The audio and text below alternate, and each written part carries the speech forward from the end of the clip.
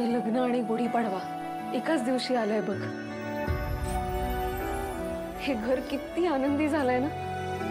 हो बहीण, या घरासाठी ना गुढीपाडवा नेहमीच शुभ ठरलाय बघ। हो, पण आता तुझा गुढीपाडवा तुझ्या घरी असणार आहे इथून पुढे।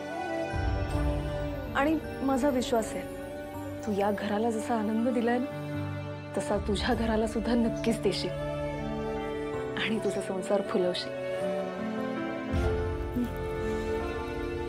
छान संसार कर, काळजी घे। बरं तू आवर, मी आहे बाहेर आहे।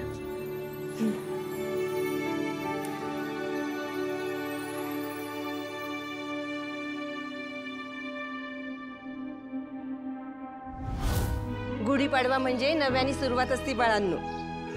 जुनं समज झटकायचं आणि नव्यानं आयुष्याकडे बघायचं। दारात आपण गुढी उभारली पाहिजेच, पण प्रत्येकानं आपल्या मनात सुद्धा एक गुढी उभारली पाहिजे, समजलं? आई, मनात गुढी कशी उभी करायची?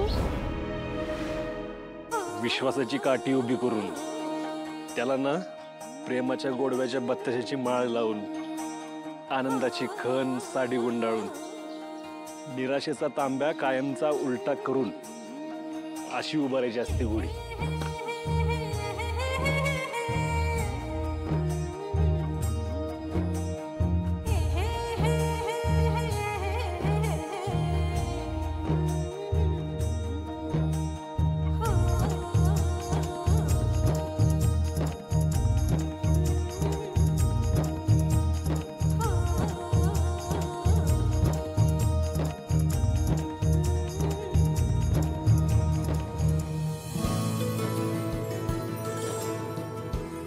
पोरींनो, तुम्ही सगळ्याजणी उद्या लग्न करून आपापल्या घरी जाल ना तेव्हा तुमच्या मनातली गुढी पण ना कायम अशीच उभारलेली ठेवा। तुमच्या आयुष्यात उद्या किती जरी संकट आली ना तर ही गुढी ना तुम्हाला कायम बळ देत राहील। काय मग धनू, मनातली गुढी उभी करायला जमल ना?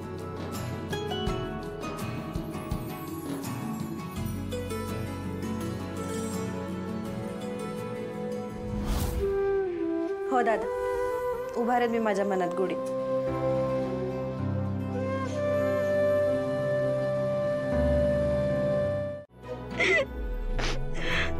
दादा मला नाही जायचं। धनु दीदीनं आपल्याला कधी रडवलंय का? कधीच नाही। तिनं कायम हसवलंय। मग आपण पण तिला आपलं काय ठरलंय माहितीये ना? हो